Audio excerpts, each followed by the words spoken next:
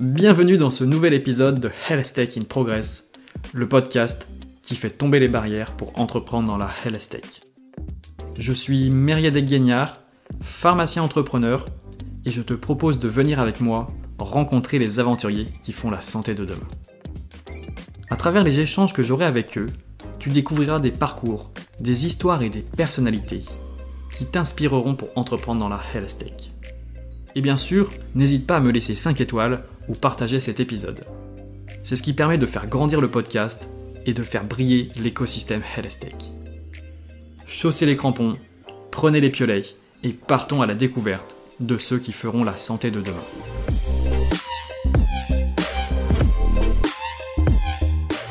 Aujourd'hui, on est parti pour l'histoire d'un vrai aventurier de la santé, et je mâche mes mots. Il s'agit de Julien Delpech, le CEO de Invivox.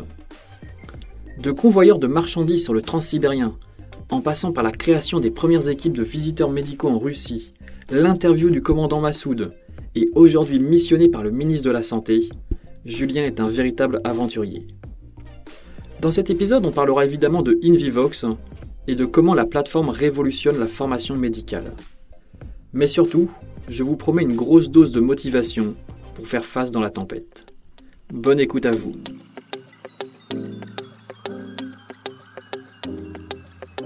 Bonjour Julien, merci beaucoup d'avoir accepté mon invitation sur le podcast Health Tech in Progress.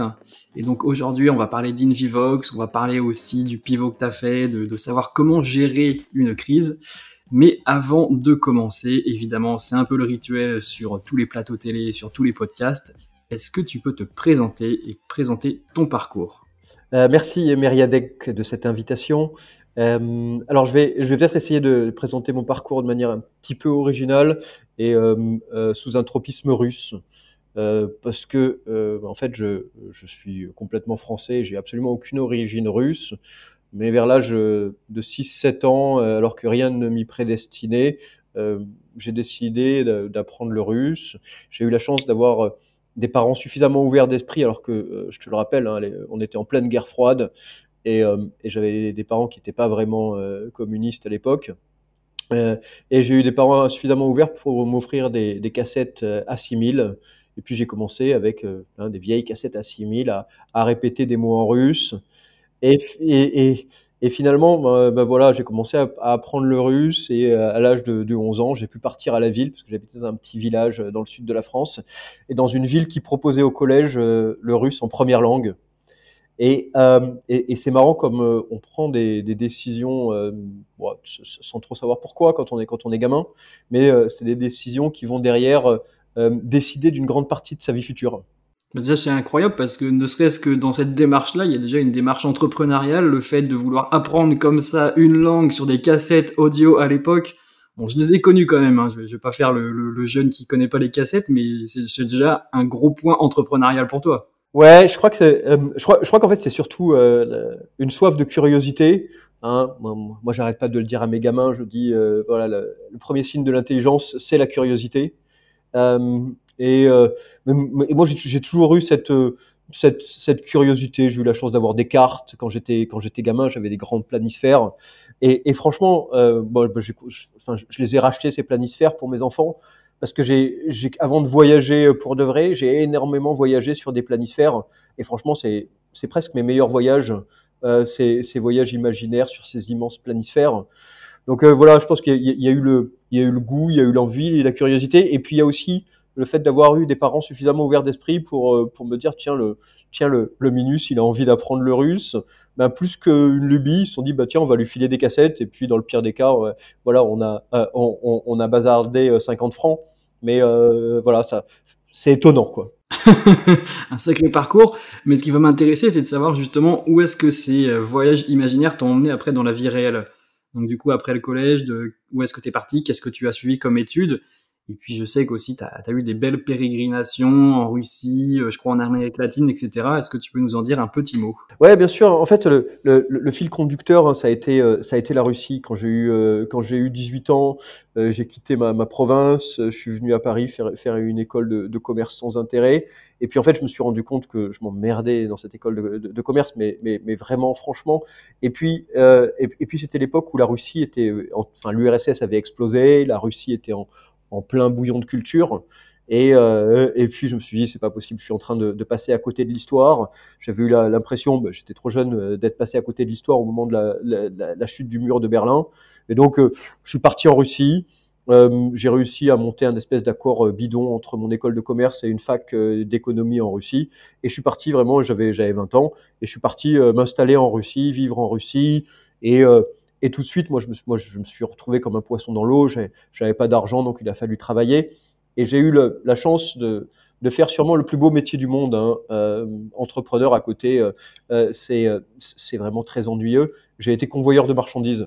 C'est-à-dire que en arrivant en Russie, j'ai rencontré un Hollandais un peu barjot qui FedEx et tout ça n'existait pas, hein. Enfin, rien n'existait en Russie, tout était à faire. Et donc le gars m'avait dit, écoute, c'est simple. Tu vas convoyer des marchandises le long du transsibérien. Tu montes dans un compartiment. On bourre le compartiment de matériel informatique à l'époque. Et dans chaque gare, il y avait des correspondants qui m'attendaient. Et puis, je leur remettais du matériel informatique. Et puis, j'allais sur la gare suivante. Mais bon, le transsibérien, c'est 6 jours de voyage, hein. Et, euh, et surtout, en fait, pour moi, c'était l'occasion d'aller m'installer au wagon resto. Et puis, pour la première fois, justement, de lier conversation avec des Russes qui libéraient leur parole. C'était la première fois qu'ils se sentaient aussi libres de pouvoir poser toutes les questions qu'ils voulaient à un occidental qui parlait russe. Et finalement, enfin, moi, je me suis régalé dans ces trains parce que c'était des discussions interminables entre deux cultures qui s'étaient affrontées pendant des années et puis qui tout à coup se parlaient. Et on est hyper proche avec les Russes. Enfin, on a un socle, on a un passé commun, on s'est tapé dessus. C'est souvent comme ça que naissent les plus belles amitiés. Donc finalement, moi, ça a été le début un petit peu de mon aventure entrepreneuriale. Voilà, enfin, là, je bossais pour un Hollandais. Mais en tout cas, c'est le parfum de la liberté, c'est de faire quelque chose qui est un petit peu hors du commun. Et quand je disais que voilà que le fil rouge un petit de ma vie, ça a été la Russie, puisqu'après derrière, je suis resté en Russie, j'ai eu la chance de traverser la Russie vraiment dans tous les sens, en voiture notamment, hein. Il y a une année où j'étais parti, j'avais pris une voiture avec un copain de Paris, puis on avait traversé toute la Russie, la Mongolie, on était jusqu'à Shanghai, puis on était revenu voilà, on avait fait un tour du monde. On en a fait un bouquin qui s'appelle Davaï, qui est paru chez Robert Laffont. Et, euh, et on est revenu par l'Afghanistan, on est revenu par tous ces pays qui étaient en guerre. On a eu la chance d'interviewer le commandant Massoud quand on était en Afghanistan. Enfin, disons moi j'ai eu cette époque russe, c'était une espèce d'époque bénie où on était jeunes, la Russie était pleine de folie. On avait vraiment l'impression que on avait soulevé le couvercle de la cocotte minute et que là il y avait toute l'expression, la liberté qui sortait. Alors il y avait tout à boire, à manger, à vomir, mais il se passait un truc extraordinaire à cette époque en Russie. Ok, bah c'est vraiment incroyable parce que ton profil il matche parfaitement avec la ligne éditoriale du podcast qui est de donner la parole aux aventuriers qui font la santé de demain. Donc on va parler du penchant santé de demain, mais là il y a déjà le côté aventurier qui est vraiment très très très prépondérant chez toi. Donc ma question suivante, elle est très facile. Après avoir eu ce parcours un petit peu d'aventurier, qu'est-ce qui t'a poussé vers le monde de la santé? Qu'est-ce qui t'a emmené vers notre bel écosystème, l'écosystème santé? Alors franchement, c'est le hasard absolu. C'est le hasard des rencontres, c'est le hasard d'une rencontre en Russie où je travaillais avec un ancien des services qui était passé dans l'industrie pharma et qui à un moment m'a proposé de faire une pige dans l'industrie, justement de monter les premières équipes de visiteurs médicaux à travers la Russie. Ouais, moi, ça m'intéressait. Il fallait faire l'armée à l'époque. J'avais pas encore fait l'armée, et en fait, ça m'a permis de faire mon armée, puisque c'était encore obligatoire, hein. Je crois que j'ai été peut-être pas la dernière promo, mais l'avant-dernière promo à devoir faire l'armée. Et donc, j'ai pu faire l'armée comme ça, en travaillant, en continuant à découvrir la Russie, et puis en faisant quelque chose qui était assez étonnant à l'époque. C'était créer les premières équipes de commerciaux pour un laboratoire pharmaceutique. C'était Ipsen. hein, et c'est comme ça qu'on a répandu le smecta à travers toute la Russie. Euh, voilà. Et c'est vraiment, et vraiment, ça a démarré comme ça. C'est toujours le hasard d'une rencontre. Et c'était il y a quasiment 25 ans. Et depuis, je suis resté dans ce monde de la santé, qui est un monde passionnant, qui est un monde de gens encore engagés. Alors, on trouve de tout, hein, mais il y a encore beaucoup de gens très engagés dans la santé. Et, euh, et on fait de très très belles rencontres. Moi, je continue de faire des très belles rencontres dans la santé. Bah, je suis complètement d'accord avec toi. C'est vrai que j'ai tendance des fois à penser que on va dire dans l'entrepreneuriat classique, il peut y avoir un peu un côté bullshit, mais dans la santé, comme tu dis, c'est des gens engagés parce que déjà tu touches à la santé des personnes, donc forcément ça nécessite un peu de sérieux, donc tu retrouves peut-être un petit peu moins ce côté bullshit. Je sais pas ce que tu en penses par rapport à ça. Ouais, moi, je pense qu'il y a aussi un côté où on est dans un monde où le mercantilisme n'a pas tout envahi. Et moi, je le vois chez Invivox. Euh, et souvent, je l'explique à mes équipes qui ont pas forcément ce tropisme français, en leur disant, voilà, dans le monde de la santé, on peut pas tout monnayer. Il y a plein de choses qu'on va faire gratuitement, parce qu'il y a plein de professionnels de santé qui s'investissent eux aussi gratuitement. Donc, on peut pas monnayer, on peut pas tout monnayer. Et finalement, moi, je trouve ça très agréable de pouvoir monnayer certaines choses. Et puis, à côté de ça, voilà, de, de rester engagé et de proposer, de faire des choses, voilà, qui ne nous rapportent rien, si ce n'est le plaisir de continuer à être engagé. Tu viens d'évoquer Invivox, donc forcément c'est la question qui arrive après. Est-ce que tu peux nous présenter Invivox et justement comment tu es arrivé à penser Invivox? Quel a été peut-être le cheminement de pensée jusqu'au début de Invivox, si je me trompe pas, en 2015-2016? C'est ça, ouais. Ouais, tout à fait. Alors Invivox, moi, je l'ai pas pensé. Invivox, ça vient du compagnonnage. Hein, le compagnonnage, c'est un mot magnifique. Hein, voilà, le compagnon, c'est celui avec qui on partage son pain. Le compagnonnage médical, c'est la base de la transmission de la connaissance en médecine depuis que les premiers hommes sorciers existent et qu'ils se passent leur savoir en s'observant, hein, de génération en génération.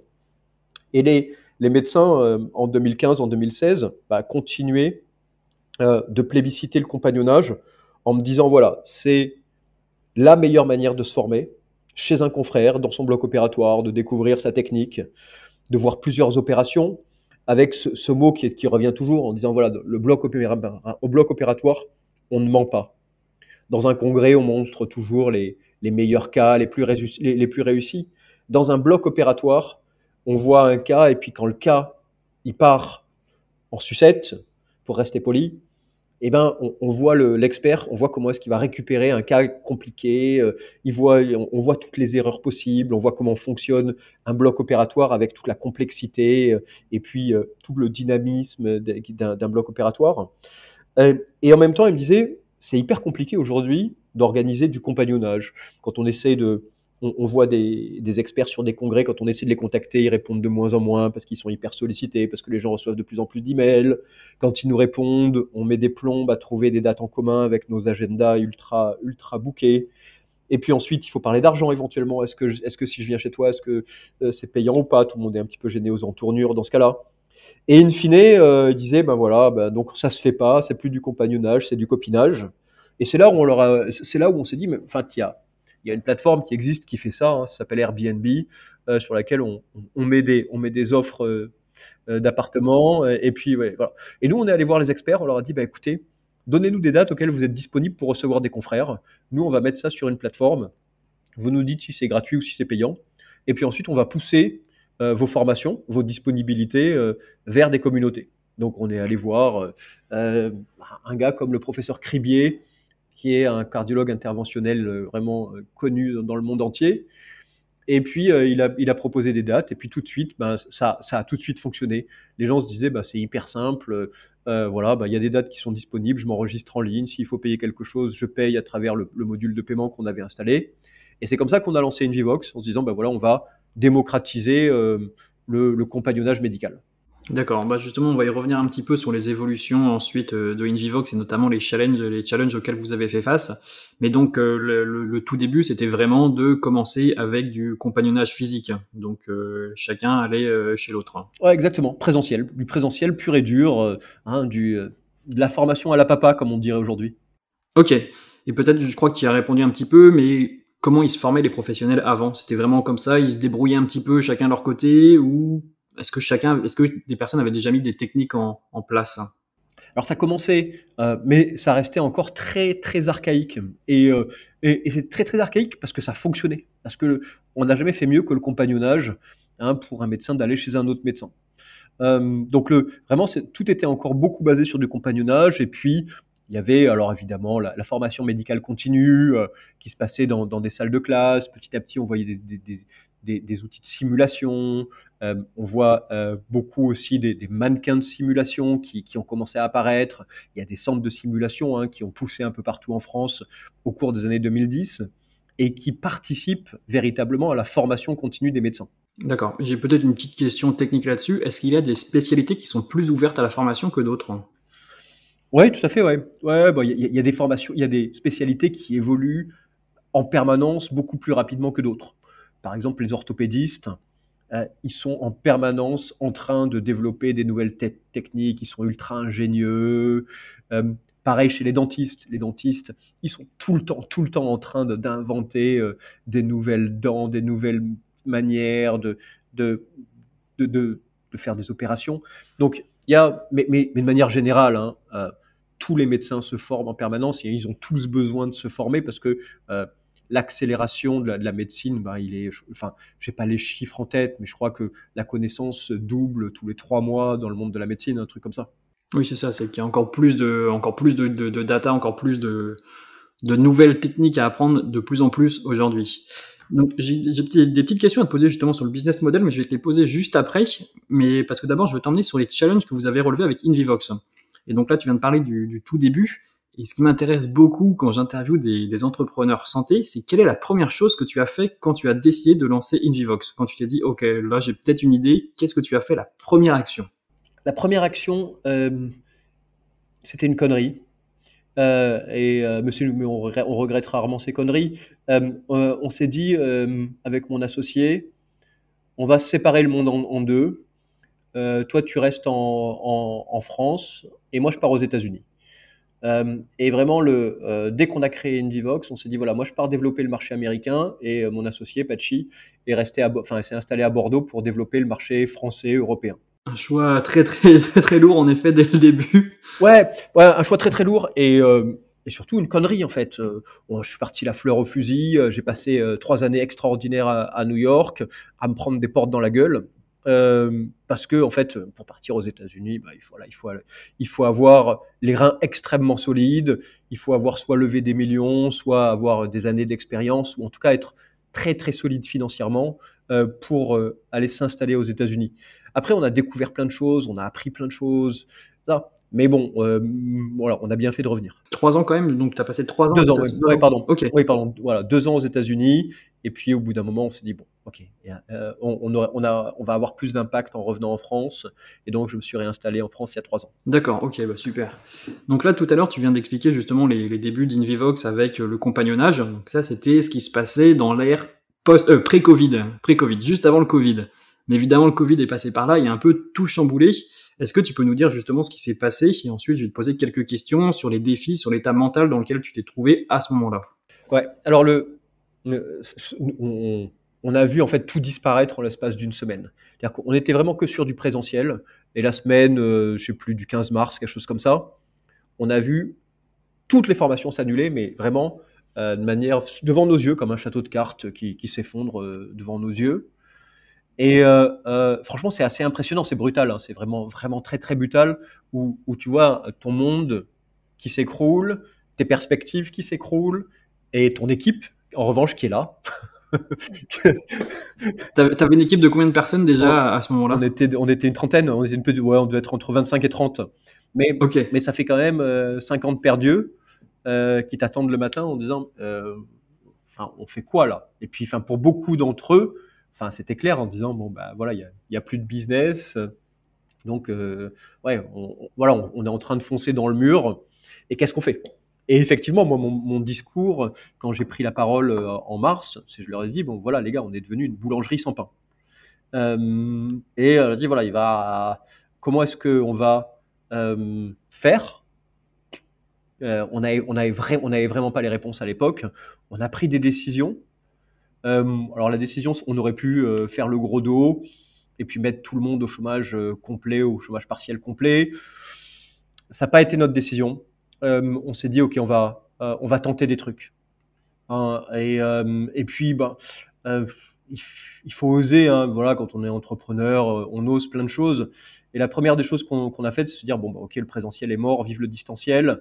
On va utiliser les premières plateformes de webinaire. Et à l'époque, webinaire, hein, c'était un mot inconnu, quoi. Enfin, c'était. Oui, déjà ça qu'il y a 2 ans, on dit à l'époque, c'était il y a 2 ans, mais même moins de 2 ans, mais ça allait très très vite, les améliorations dans ce secteur-là, c'est incroyable. Ouais, c'est ça, en fait, les améliorations, et on était sur une époque, comme tu l'as appelé, pré-covidienne. Euh, et, euh, et là, en fait, on s'est rendu compte qu'il y avait un besoin de partage de connaissances qui était extraordinaire, qui avait été mais décuplé. Et on a fait appel à des médecins en Italie, qu'on connaissait bien, des obstétriciens. Et c'est une équipe francophone. On leur a dit, vous voudriez pas partager justement votre expérience parce que vous avez déjà le Covid chez vous. Nous, il est en train d'arriver.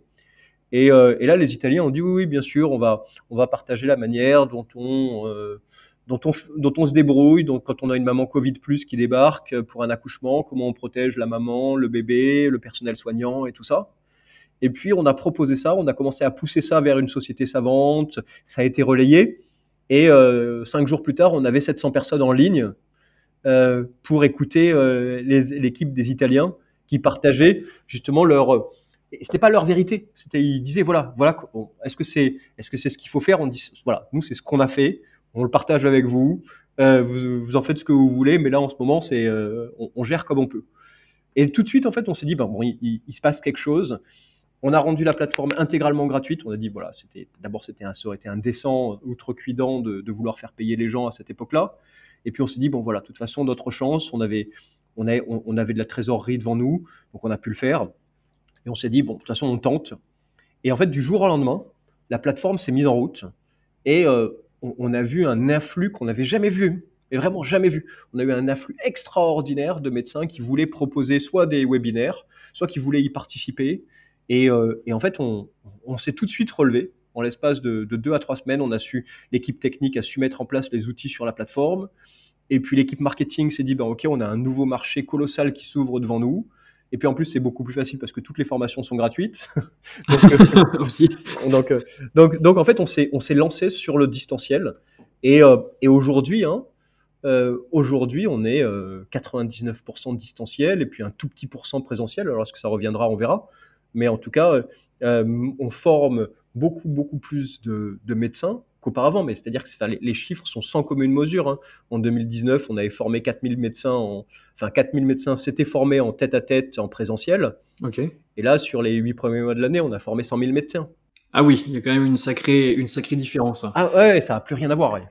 Mais du coup, j'ai quelques questions à te poser là-dessus. Donc, c'est vrai que la phase de doute, elle a été assez courte finalement. Elle a duré 2-3 semaines chez toi. Mais dans quel état mental tu t'es trouvé à ce moment-là? Et peut-être quelles sont les ressources que tu as trouvées? En fait, c'est ça qui va m'intéresser, c'est de savoir comment tu as surmonté ça, toi, d'un point de vue personnel, d'un point de vue entrepreneurial.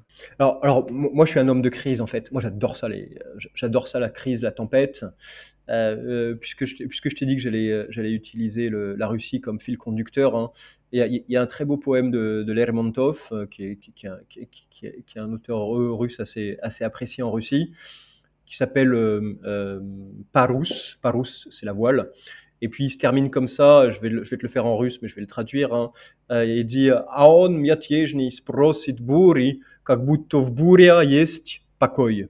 En fait, il parle de cette coquille de noix, de cette embarcation, et il dit et cette coquille de noix rebelle quémande la tempête, comme si c'était au cœur de la tempête qu'elle trouvait sa quiétude. Ben moi, c'est la même chose. En fait, je fais de la voile et je suis jamais autant heureux que qu'au milieu de la tempête. Et là, là, c'était une des plus grosses tempêtes que j'ai dû affronter, en se disant voilà, on sait pas où on va, mais voilà, c'est d'une richesse extraordinaire ces crises. On voit les visages des gens qui se révèlent, d'autres au contraire.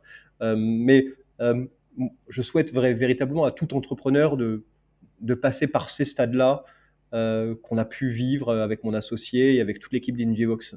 D'accord, mais t'avais pas un petit peu la boule au ventre quand même de te dire bon, il y a quand même le risque de devoir licencier les personnes qui te suivent, qui travaillent pour toi depuis quelques années, qui nourrissent leur famille forcément. Donc, est-ce que ça t'a serré un petit peu le ventre? En fait, c'est le seul truc qui m'a serré le ventre. C'est de me dire, voilà, il va falloir mettre des gens à pied. On n'a pas eu à le faire. Et franchement, je crois que si on n'a pas eu à le faire aussi, c'est grâce à l'extrême réactivité du gouvernement et de Bercy en particulier, d'avoir été capable de mettre en place le chômage partiel en moins de 3 semaines. Enfin, je crois qu'on dit beaucoup de choses sur l'État français et tout ça, mais le PGE, le chômage partiel, ça a été mis en place à une vitesse folle. Tout le monde a pu en profiter. Et franchement, je crois que c'est un véritable exemple à citer de ce qui a pu se passer à Bercy pendant ces 2 premiers mois de la crise. Voilà, chapeau bas à toute l'équipe de Bercy. Ok, bah, carrément, je suis d'accord, c'est vrai que ça a été bien géré complètement sur ce point de vue-là. Et peut-être, est-ce que tu as des astuces pour motiver ces troupes dans la tempête? Qu'est-ce qui fait que tes équipes t'ont peut-être vu comme le phare qui éclaire dans la tempête? Qu'est-ce qui leur a donné confiance en toi, qui se sont dit, ok, c'est pas grave, ça va bien se passer avec Julien? Ouais, en fait, il y a une recette qui est fondamentale dans la crise. C'est de ne surtout jamais paniquer. Parce que parce que la panique est totalement contagieuse. C'est-à-dire que si tu prends le capitaine d'un bateau dans une tempête, s'il commence à paniquer, le bateau sombre.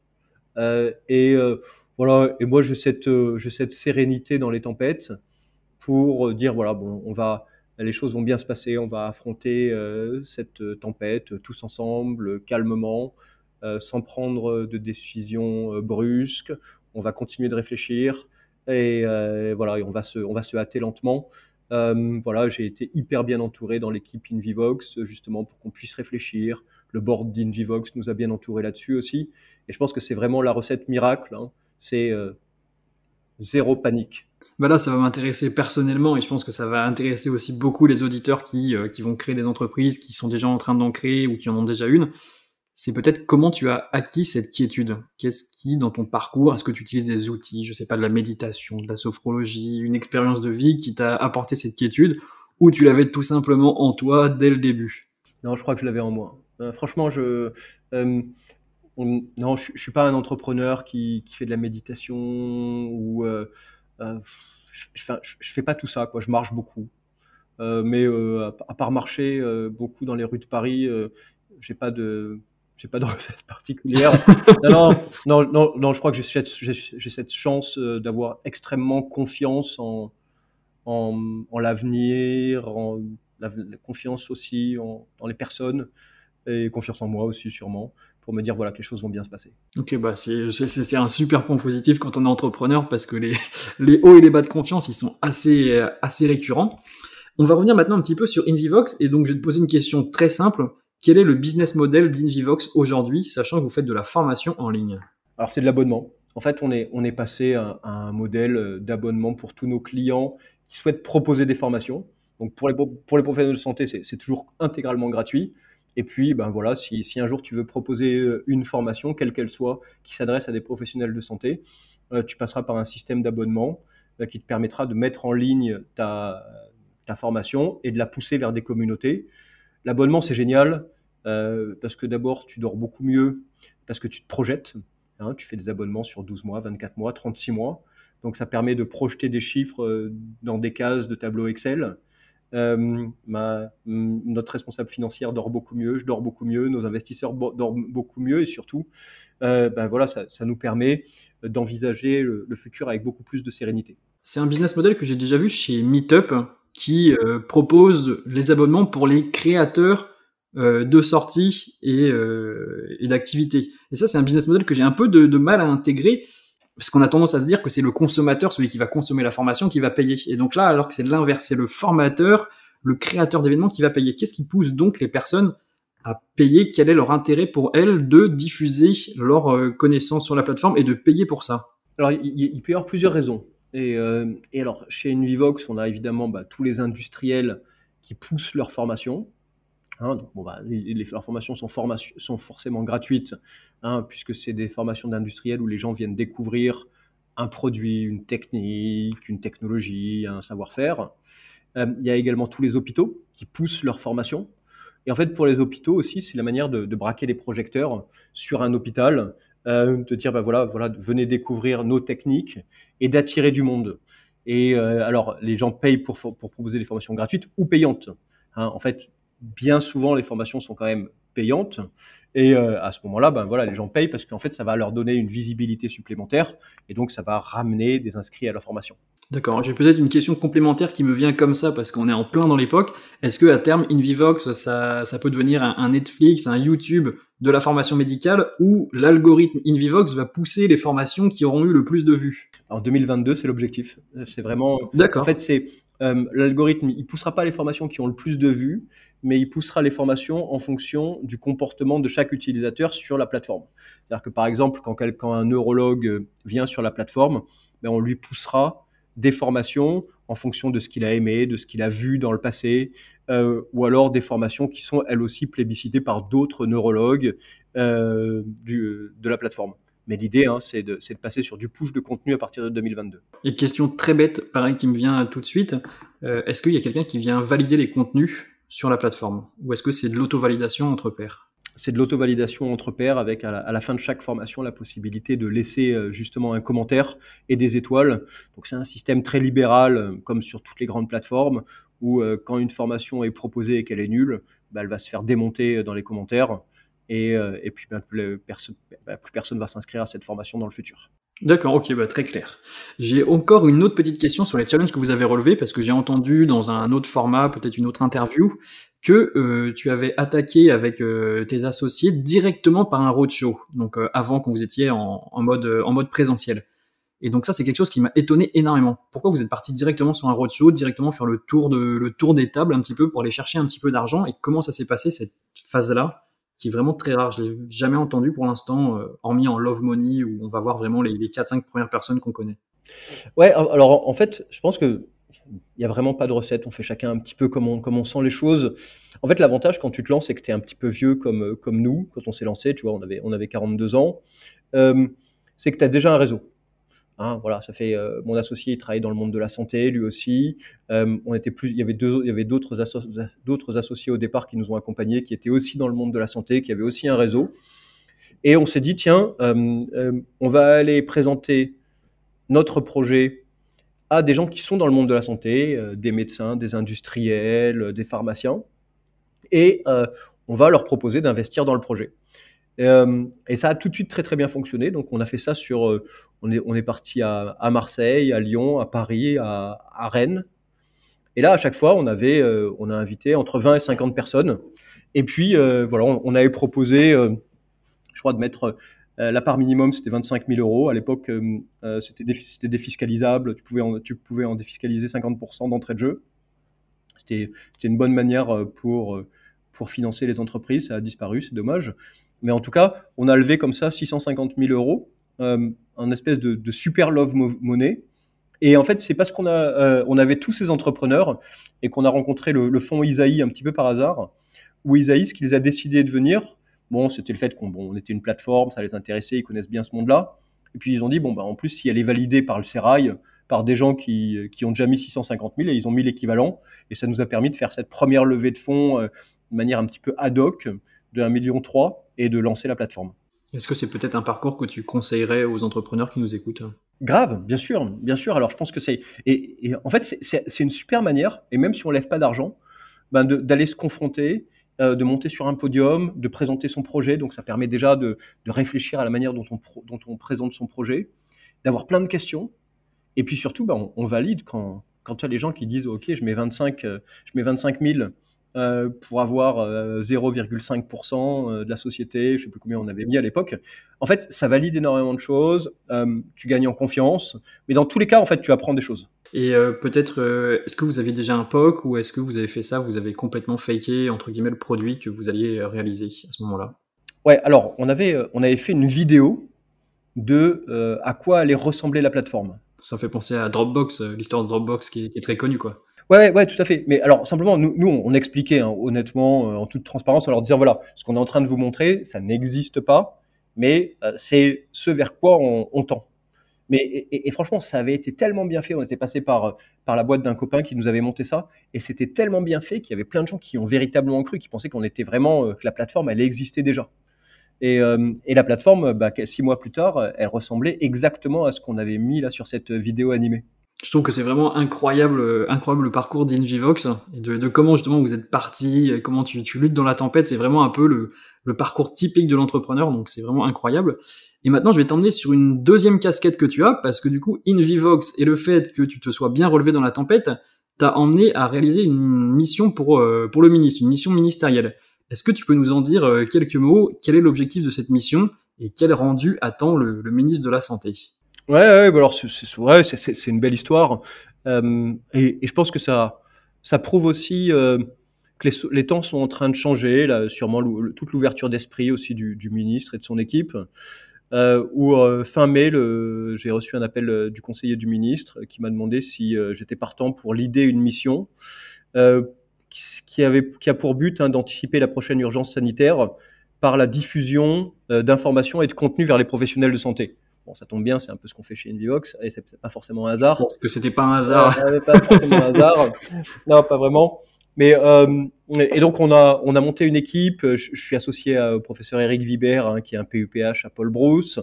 Et donc ça fait 4 mois aujourd'hui. On a fait 160 auditions. On a auditionné beaucoup de monde pour essayer de comprendre comment les professionnels de santé avaient consommé de l'information pendant la crise, quelle fiabilité ils donnaient en fonction des médias, comment est-ce qu'ils s'étaient formés les uns les autres, où est-ce qu'ils étaient allés chercher, où est-ce qu'ils avaient été pêchés de l'information. Et on doit remettre notre copie au ministre là d'ici la fin du mois d'octobre, donc ça approche dans les 3 prochaines semaines. Sachant que ce qu'on va remettre, c'est pas un rapport, c'est vraiment un dispositif opérationnel avec des mesures extrêmement pratico-pragmatiques pour dire voilà ce qui a fonctionné, c'est super, voilà ce qu'on propose de renforcer, voilà ce qui a moins bien fonctionné, voilà ce qu'on propose de mettre en place. Et vraiment, nous, on va faire des propositions très concrètes qui seront potentiellement que le ministre pourra choisir de mettre en place ou pas, mais dans les mois qui suivent.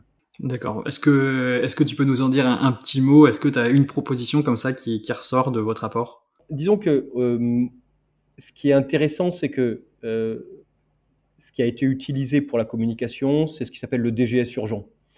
Et tous les professionnels de santé reçoivent le DGS urgent. C'est un email qui est un petit peu l'âge de ses artères. On a plutôt l'impression d'être au XXe siècle qu'au XXIe siècle. Qui est bien fait au niveau du contenu. L'information est riche, mais ça ne correspond plus du tout à tout ce qui est attente digitale. La possibilité de partager l'information, de traquer l'information, d'avoir de la traçabilité, d'avoir pas uniquement du texte, mais de la vidéo courte et tout ça.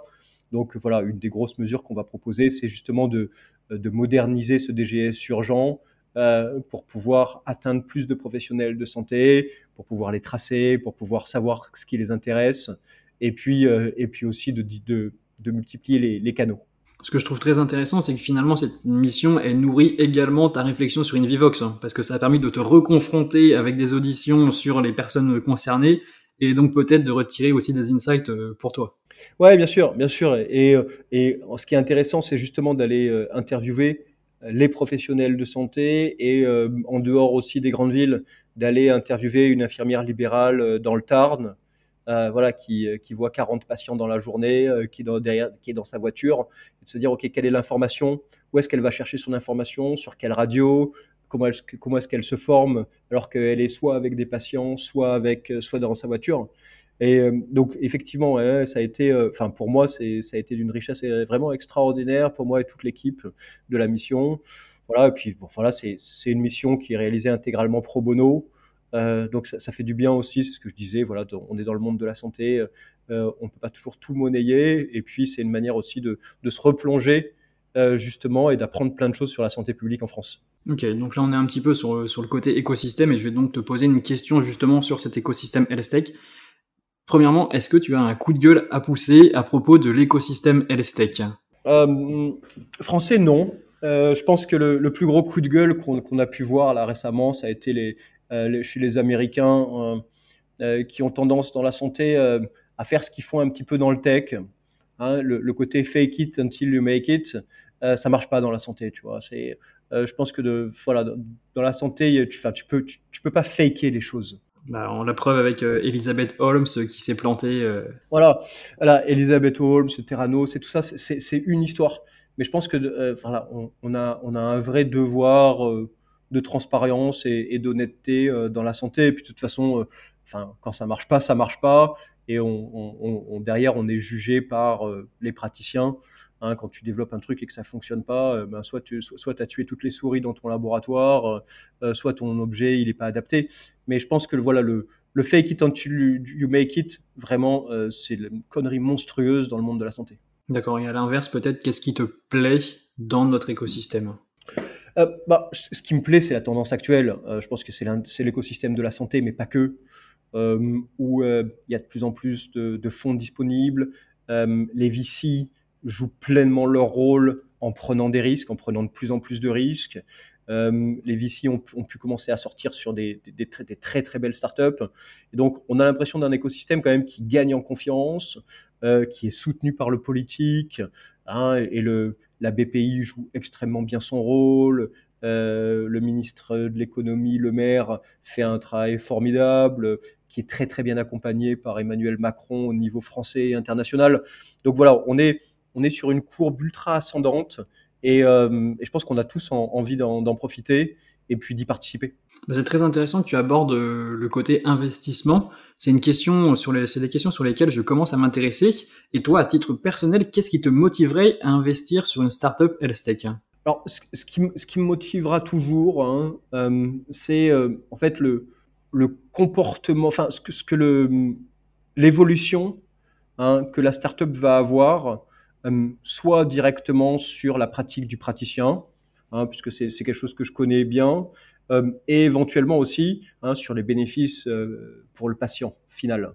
Donc c'est ça qui m'intéresse finalement. Ça va pas être le fait de pouvoir faire un fois 8 ou un fois 12. Si je mets de l'argent, ça comptera, j'imagine aussi. Mais c'est surtout de me dire, OK, est-ce que j'investis dans une plateforme, dans une société, dans une startup qui va transformer la manière dont la santé est réalisée. D'accord. Une autre question qui est peut-être un petit peu jumelle de celle-ci. Si tu n'avais pas lancé Invivox, quelle startup health tech que tu vois aujourd'hui dans le panorama tu aurais aimé lancer de ton côté? Je trouve qu'il y a des startups ultra malines en ce moment qui travaillent sur les données. Il y a une startup bordelaise qui s'appelle Trifrogs qui travaille sur les thérapies cellulaires. 68 millions de levées il y a 2 semaines, c'est pas mal en effet. Et puis les trois gars derrière sont top. Pareil à Bordeaux, Synapse Medical, hein, Qu'on a eu sur le podcast, petit coucou à Clément Gers. Ouais, franchement, ils font du super boulot, c'est intelligent ce qu'ils font, ils sont humbles dans leur parcours. Voilà, je trouve que voilà, ça, une boîte comme l'IFEN, c'est très très malin ce qu'ils sont en train de faire chez l'IFEN et je pense que voilà, on parle toujours de licorne, mais l'IFEN c'est sûrement une des très grosses licornes des années à venir. Allez, il me reste 3 petites questions pour terminer et pour conclure ce super échange vraiment extrêmement riche. Une question très simple, quelle est ton ambition avec Invivox? C'est démocratiser l'accès à la formation, permettre à un maximum de médecins de se former. Moi, ce qui me fait plaisir quand je regarde mes KPIs aujourd'hui, c'est de voir qu'il y a de plus en plus de médecins de territoire qui n'avaient pas accès à la formation, qui grâce aux webinaires gratuits proposés sur la plateforme, aujourd'hui se forment. On a de plus en plus de médecins de pays qui ne pouvaient pas voyager, qui ne pouvaient pas venir en France, c'était trop cher, c'était trop compliqué, il fallait des visas, qui aujourd'hui se connectent et bénéficient de la connaissance, de l'expertise des pays du Nord, mais qui ensuite derrière vont pouvoir, grâce à Invivox, réaliser des webinaires et transmettre de leur côté, et idéalement aussi à un moment faire venir les gens du Nord sur les formations qu'ils proposent eux, sur leur manière d'aborder la médecine. Et franchement, c'est ça qui me fait vraiment plaisir aujourd'hui, c'est d'avoir de plus en plus de gens qui viennent se former. C'est vrai que c'est ce que j'ai pas évoqué, mais c'est vrai que vous avez une dimension internationale avec Invivox déjà, c'est pas que franco-français. Non, on a plus de la moitié des personnes qui se forment qui sont justement qui viennent de l'extérieur de la France et cette part est en train de grandir de plus en plus fortement. Autre grosse question pour le coup, c'est un peu une question des auditeurs. Est-ce que tu as un conseil activable maintenant, tout de suite, pour ceux qui voudraient entreprendre dans la santé? Je crois que le premier conseil, c'est pas trop écouter toutes les personnes qui vont inventer tous les obstacles possibles et inimaginables à ne pas se lancer. Je crois qu'il faut se lancer, il faut accepter que ça marche pas forcément du premier coup, de pas abandonner quand ça marche pas, en se disant bah voilà, si ça marche pas, c'est sûrement parce qu'on s'est gouré sur des choses, donc on va faire les choses différemment. Et puis si au bout d'un moment ça marche pas, on fait autre chose. Mais je pense qu'il il faut quand on a envie de se lancer, il faut y aller et mettre un petit peu des œillères en se disant ok, je vais pas écouter la voix de la raison qui me pousse à ne pas me lancer. Et est-ce que c'est un avantage à ce moment-là de ne pas être issu justement de filière santé? Parce que quand on est de la santé, c'est vrai qu'on connaît parfaitement toutes les barrières juridiques, réglementaires, financières, etc., les délais extrêmement longs. Donc est-ce que pour toi c'est un avantage de ne pas venir de la santé pour entreprendre dans la santé? Non, pas du tout, non. Non, je pense que en fait la santé c'est un monde suffisamment complexe, extrêmement complexe, et que c'est plutôt une complication quand on vient hors de la santé parce qu'il y a des kilotonnes d'années à récupérer là-dessus. Donc non, au contraire, c'est un énorme avantage de venir du sérail et de comprendre déjà comment ça fonctionne la santé. D'accord, ok, très clair. C'est vrai que c'est un retour des fois on a tendance à entendre l'inverse, hein, mais c'est hyper intéressant d'avoir ce point de vue-là. Et la dernière question, celle-là vraiment, j'ai vraiment envie de te la poser parce que vu ton profil, j'espère que la réponse va être bien. Je te mets la pression un petit peu. C'est que dans le cadre du podcast, ce que j'explique sur tous les épisodes, je me suis rendu compte que les personnes qui entreprennent dans la santé, elles ont quand même un petit peu un esprit aventurier, un esprit explorateur, parce qu'ils vont vraiment aller défricher des territoires inexplorés. Et ça, c'est quelque chose qui m'intéresse énormément. Et donc la question, elle est assez simple, c'est de savoir, est-ce que tu as un aventurier préféré, un explorateur préféré ou exploratrice aventurière qui pourrait te motiver tous les jours et desquels tu pourrais t'inspirer pour mener à bien la mission que tu t'es donnée avec InVivox? Ouais, tout à fait, ouais. Voilà, enfin, moi, il y a quelqu'un qui me guide. C'est pas un guide spirituel ni religieux, hein, mais c'est un vrai personnage de start-up. Je trouve que c'est la personne que j'admire le plus dans les start-up. C'est l'abbé Pierre. C'est l'abbé Pierre parce qu'en 1954, il est confronté à un énorme problème, ce fameux hiver 54, et il décide de créer Emmaüs. Et Emmaüs, c'est la plus belle start-up du monde qui existe. Parce que d'abord, il va donner du boulot à des gens qui ont aucune chance d'avoir du boulot, des gens qui sont pas qualifiés, des gens qui sont à la rue. Et aujourd'hui encore, hein, Emmaüs, c'est ça, c'est de donner du travail à des gens qui sont sur le côté de la société, hein, qui peuvent plus rentrer dans des sociétés normales. Et je trouve que l'abbé Pierre, bon, il lance sa baseline extraordinaire en 1954, hein, qu'il appelle l'insurrection de la bonté sur un journal télévisé. Et puis derrière, il crée Emmaüs. Et le concept est génial. On est sur de la décroissance, hein, puisqu'on est sur du recyclage. Au lieu de jeter, on donne gratuitement à Emmaüs. Emmaüs revend à des gens qui réutilisent du matériel. Tout le concept, c'est-à-dire quand on commence à réfléchir à Emmaüs, tout est génial chez Emmaüs. Et franchement, je trouve qu'en plus, ce qu'ils sont en train de faire chez Emmaüs, hein, je ne sais pas si vous êtes au courant, mais ils lancent vraiment un concurrent d'Amazon et de la Fnac. Mais c'est chez eux qu'il faut aller acheter. Hein. C'est vraiment chez eux qu'il faut aller acheter et pas sur Amazon. J'ai rien contre Amazon, mais entre les deux, franchement, c'est tellement génial ce qu'ils font chez Emmaüs. Voilà, donc moi, l'abbé Pierre, voilà, c'est mon héros. Et quand j'ai besoin de réfléchir à quelque chose, je me demande, tiens, il aurait fait quoi l'abbé Pierre à ma place? Ok, super comme réponse, et c'est vrai que ça colle parfaitement avec aussi ce qui se fait dans la santé, parce qu'il y a l'intérêt pour l'autre, le fait de vouloir faire grandir un écosystème. Donc super réponse. Et super réponse pour toutes les réponses que tu m'as apportées. Merci beaucoup. Franchement, merci beaucoup pour ce super échange. Je t'ai posé beaucoup de questions et merci. Non, merci infiniment à toi. Merci de proposer ce podcast qui est un super concept. Je trouve que le format podcast, moi je le vois, c'est une grosse tendance du moment et c'est hyper agréable de pouvoir marcher dans la rue avec voilà, juste le son et pas des images en permanence. Donc voilà, et puis merci pour toutes ces questions très pertinentes. Voilà, c'est la fin de cet épisode de Health Tech in Progress. Merci d'avoir écouté jusqu'au bout. Et si tu veux soutenir le podcast, n'hésite pas à lui laisser un commentaire ou 5 étoiles sur Apple Podcast. Je suis Mériadec Guignard et je te dis à la semaine prochaine pour continuer notre exploration de l'écosystème HealthTech français.